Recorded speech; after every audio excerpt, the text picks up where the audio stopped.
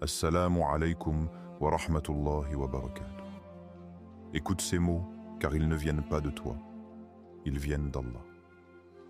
Quiconque place sa confiance en Allah, il lui suffit. Sourate At-Talaq 65-3. Ce monde ne t'applaudira pas toujours quand tu avances. Au contraire, plus tu iras loin, plus certains espéreront que tu tombes. Et Allah t'en avertit. Ta réussite attirera des ennemis. Mais ne te méprends pas. Ils ne sont pas là pour t'arrêter, ils sont là pour révéler qui tu es vraiment. Quand tu étais faible, ils t'ont ignoré. Quand tu as chuté, certains ont ri. Et maintenant que tu marches, ils murmurent « Ce n'est pas possible. Pas lui, pas elle. » Mais ce qu'ils ne savent pas, c'est que tu ne marches pas seul. Tu marches avec celui qui t'a vu dans la nuit.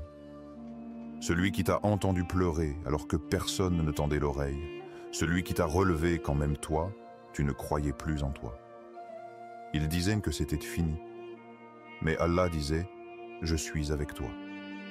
Avant de commencer, abonne-toi à notre chaîne Éveil islamique, active la cloche pour ne rien manquer et plonge avec nous dans ce voyage vers une vie pleine de bénédictions et commenter Allah est puissant pour proclamer sa grandeur et partager cette vérité avec le monde. Premièrement, tu ne dois rien prouver à personne, tu ne dois rien prouver à personne. Ce poids que tu portes, dépose-le. Ce besoin d'être compris, relâche-le. Cette voix qui murmure « Regarde ce que je peux faire », fais taire là. Car tu n'es pas venu sur terre pour prouver ta force. Tu es venu pour témoigner de sa miséricorde. Pas à ceux qui doutent de toi, pas à ceux qui ont tourné le dos au moment où tu espérais un regard, pas à ceux qui ont confondu ta bonté avec de la naïveté, pas à ceux qui ont répondu à ta sincérité par de la moquerie. Ces gens ne comprennent pas ton appel, ne saisissent pas ton combat, ne reconnaissent pas la source de ta lumière. Et tu sais pourquoi ? Parce qu'ils ne peuvent pas comprendre ce que seul Allah voit dans le secret de ton cœur. Ils n'ont pas vu les nuits sans sommeil, les prières chuchotées entre les larmes, les réveils à l'aube avec le cœur brisé mais l'âme dressée vers le ciel. Ils n'ont pas été témoins de tes silences, ni de ces heures où tu voulais tout abandonner, mais tu t'es accroché, juste avec un mot, Ya Rab. Alors ne leur en veux pas. Ne cherche pas à leur expliquer ton itinéraire. Ce chemin, il ne leur appartient pas. Ce n'est pas leur regard qui t'a guidé. Ce n'est pas leur main qui t'a relevé.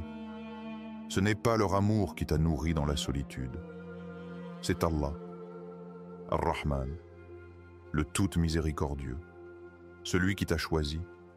Même quand tu te croyais abandonné, tu sais, il y a une paix que l'on ne trouve que quand on cesse de courir après les validations humaines. Une paix pure, silencieuse, presque invisible aux yeux du monde, mais qui fait trembler les murs de l'âme. C'est la paix de ceux qui marchent avec Allah. Sans scène, sans reconnaissance, mais avec certitude, n'espérez pas, par l'évocation d'Allah, que les cœurs trouvent la quiétude, Sourate Ar-Ra'd, verset 28. Ils te regarderont et se demanderont comment tu fais. Tu n'auras rien à dire. Parce que ce n'est pas toi, c'est lui. Ce n'est pas ta volonté, c'est sa volonté en toi.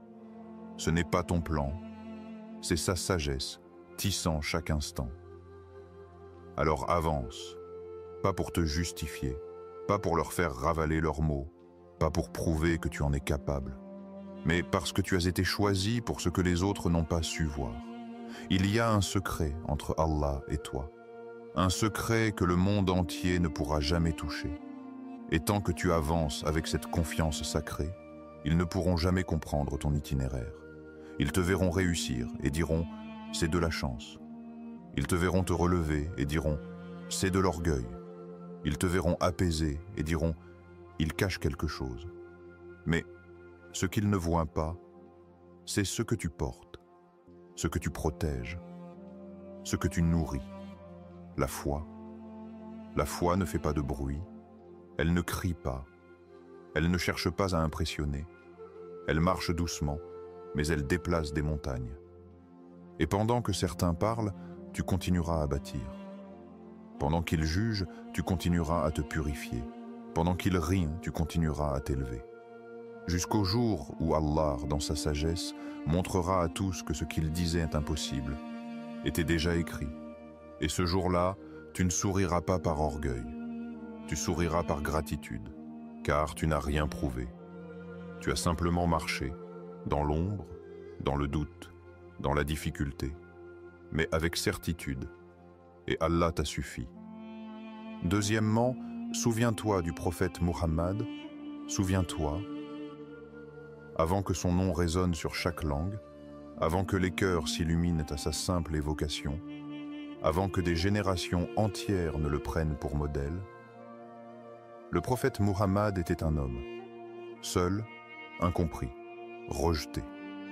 Dans les ruelles brûlantes de la Mecque, il a marché avec le poids d'un message plus grand que lui, un message venu du ciel, mais accueilli par la pierre et le mépris. Ils l'ont traité de menteur, ils l'ont appelé fou, ils ont inventé des mensonges, ont monté les tribus contre lui et ont boycotté sa famille jusqu'à les affamer. Et pourtant, il n'a pas levé la voix pour se défendre. Il n'a pas laissé sa colère dicter ses pas.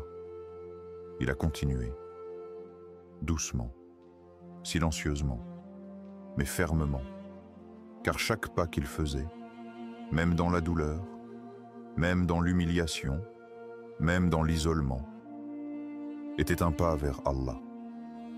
À Taïf, il saignait.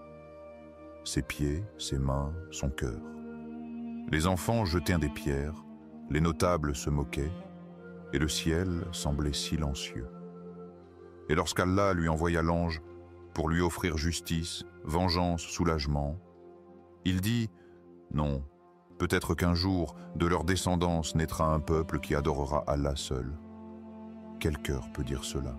Quel homme, blessé à ce point, peut encore prier pour ceux qui l'ont humilié? C'est cela, la grandeur. Pas dans les batailles, ni dans les conquêtes, mais dans la patience sous l'épreuve, et dans la certitude que rien n'est perdu quand on marche vers Allah. Le prophète aurait pu abandonner. Il aurait pu retourner à sa vie tranquille. Il aurait pu chercher la facilité. Mais ce n'était pas une mission de confort. C'était une mission de lumière. Et la lumière ne s'obtient pas sans brûlure.